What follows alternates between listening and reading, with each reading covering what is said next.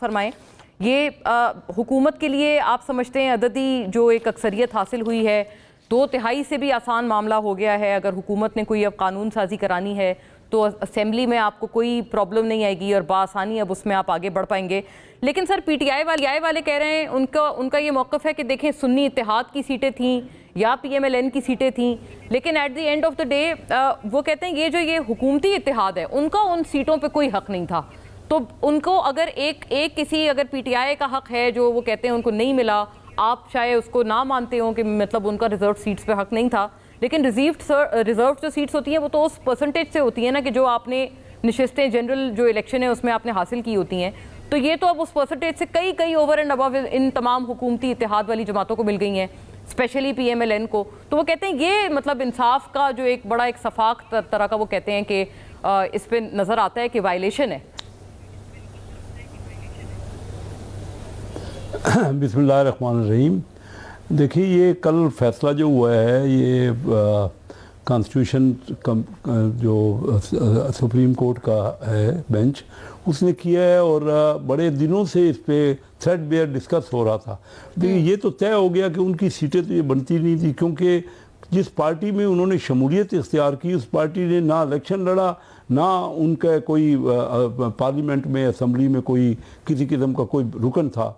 तो ये तो उनकी गलती है ना, उनको सीरियस हो के इसमें सोचना चाहिए था। पीटीआई एक बड़ी जमात है, उसको सोचना चाहिए था, अपने कानूनी मशीरों से सही तरह जब शमूलियत की है तो उस वक्त पूछना चाहिए था ना। अब ये तो क्लियर हो गया और ये उन्होंने खुद भी तस्लीम कर लिया, जिस तरह आपने भी बताया कि उनकी सीटें तो बनती नहीं थी।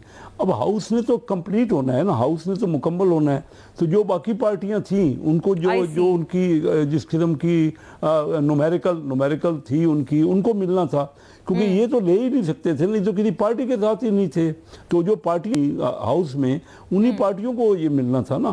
तो ये इनको तो वाकई हो रहा है, एहसास हो रहा है कि इनकी गलती थी और गलती की वजह से इनकी ये सारी सीटें मिस हुई हैं। और आपको उसकी वजह से सर आप ये भी समझ रहे हैं कि सिर्फ चूंकि सीट्स के ऊपर किसी ना किसी को तो आना था, तो इस वजह से फिर आप तमाम पार्टीज को उसका चांस मिल गया। लेकिन आपको ये लग रहा है कि इनकी जो गलती है, आप ये बहरहाल इसको इस तरह से भी इंटरप्रेट कर सकते हैं कि उनकी जो गलती है या आप जो भी उसको आप समझें, वो एक आपके लिए एक बहुत बड़ी ब्लेसिंग बन गई सर, क्योंकि आपकी तादाद, आपकी जो परसेंटेज है रिजर्व सीट्स के, उसके मुकाबले में कई गुना बढ़ गई।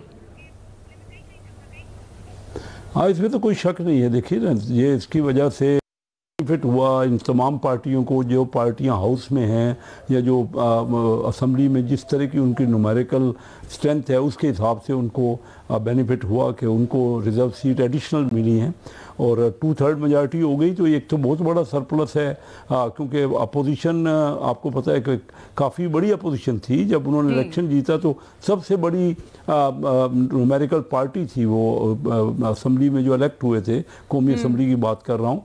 तो उनको चाहिए था ना कि उसको प्रॉपर सही तरीके से उसको हैंडल करते। असल में कोई सीरियसनेस नहीं है इस पार्टी में, और वो कोई ऐसा नहीं है कि वो बाकायदा उस पर तवज्जो करें कि जो भी कोई भी उनको कानूनी मुशीर ये सही बता सकता था कि कोई ऐसी पार्टी ले, JUI वाले साथ बैठे हैं, अगर मसलन JUI मिसाल के तौर पे कह रहा हूँ उसमें शमूलियत कर लेते तो आज कितना उनको बेनिफिट इसका मिलता।